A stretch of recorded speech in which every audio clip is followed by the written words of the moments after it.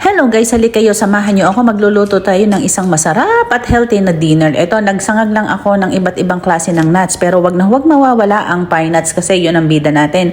At kahit na anong nuts ihalo ninyo, tapos magayat lang kayo ng kahit na anong gulay na gusto ninyong ihalo sa ating salad.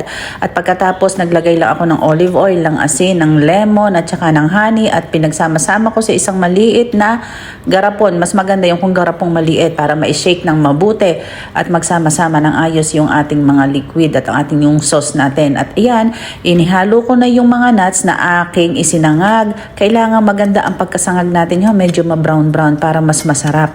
At pagkatapos nun, inihalo ko na rin yung ating sauce. At pagkatapos, dahan-dahan lang nating haluin para hindi malaya yung dahon.